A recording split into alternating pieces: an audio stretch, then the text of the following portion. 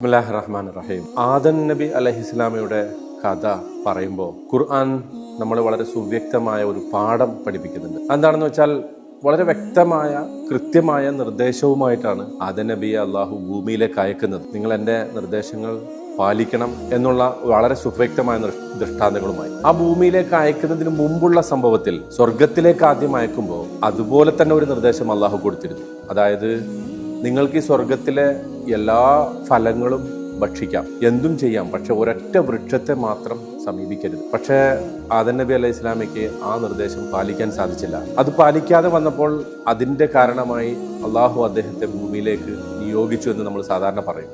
പക്ഷേ വാസ്തവത്തിൽ അത് അങ്ങനെയല്ല. നേരത്തെ തന്നെ അള്ളാഹു അദ്ദേഹത്തെ ഭൂമിയിലേക്ക് വേണ്ടി സൃഷ്ടിച്ചതാണ്. പക്ഷെ ഞാൻ ഈ കഥ പറയുമ്പോൾ ഈ സംഭവം ഉദ്ദേശിക്കുന്നത് അള്ളാഹുവിന്റെ നിർദ്ദേശം പാലിക്കാനാണ് അള്ളാഹു സദാ നമ്മളോട് കൽപ്പിക്കുന്നതെങ്കിലും നമുക്ക് തെറ്റുകൾ സംഭവിക്കും. അപ്പൊ നമ്മൾ ചെയ്യേണ്ടത് ആദം നബി അലൈഹി ഇസ്ലാമിയെ പോലെയാണ്. അതായത് നമ്മുടെ തെറ്റ് അംഗീകരിക്കുക.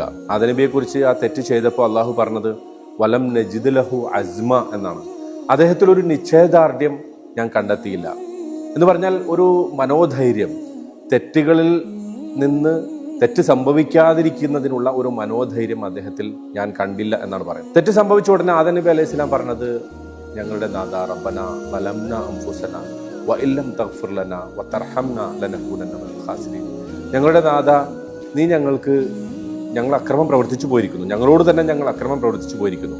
നീ ഞങ്ങൾക്ക് പുറത്തു തന്നിട്ടില്ലെങ്കിൽ, ഞങ്ങളോട് കാരുണ്യം കാണിച്ചിട്ടില്ലെങ്കിൽ ഞങ്ങൾ നഷ്ടകാരികളുടെ കൂട്ടത്തിൽ പെട്ടുപോകും. മനുഷ്യൻ സ്വതവേ തന്നെ അവന്റെ ദൗർബല്യമാണ് തെറ്റ് സംഭവിക്കുക എന്നുള്ളത്. നബി സല്ലല്ലാഹു അലൈഹി വസല്ലം അതിനെക്കുറിച്ച് പറഞ്ഞത് കുല്ലു ബനി ആദമ ഖത്താഊൻ വഖൈറുൽ ഖത്താഈൻ അത്തവാബൂൻ.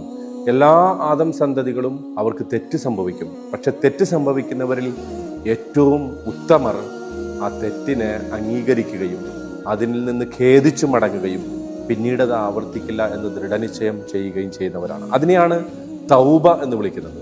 തൗബ എന്ന് പറഞ്ഞാൽ അതിന്റെ വാക്കർത്ഥം മടക്കമെന്നാണ്. എന്തിൽ നിന്ന് എന്തിലേക്ക് മടങ്ങണം. തെറ്റ് ചെയ്യുമ്പോൾ നമ്മൾ അള്ളാഹുവിൽ നിന്ന് അകന്നു പോകുന്നു. തൗബ ചെയ്യുമ്പോൾ നമ്മൾ അത് അകന്നുപോയ സംഗതിയിൽ നിന്ന് മടങ്ങി വരുന്നു. അള്ളാഹു തന്നെ പറയുന്നുണ്ട്, അല്ലയോ അതിര് കവിഞ്ഞ എൻ്റെ അടിമകളെ, നിങ്ങൾ അള്ളാഹുവിന്റെ കാരുണ്യത്തെക്കുറിച്ച് നിരാശരാകരുത്. കാരണം അള്ളാഹു എല്ലാ പാപങ്ങളും പൊറുക്കുന്നവനാണ്. അവൻ തീർച്ചയായും ഏറെ പൊറുക്കുന്നവനും കാരുണ്യവാനുമാണ്. അള്ളാഹുവിന്റെ കാരുണ്യത്തെയും പാപമോചനത്തെയും പ്രതീക്ഷിച്ചുകൊണ്ട് തീർച്ചയായും നമ്മുടെ തെറ്റുകളെ ഏറ്റുപറഞ്ഞ് അതിൽ നിന്ന് മടങ്ങി അള്ളാഹുവിലേക്ക് ഓടിച്ചെല്ലാനുള്ള ഒരു ആവേശം നമ്മൾ കാണിക്കേണ്ടതുണ്ട്. അതാണ് വാസ്തവത്തിൽ യഥാർത്ഥത്തിലുള്ള തൗബ.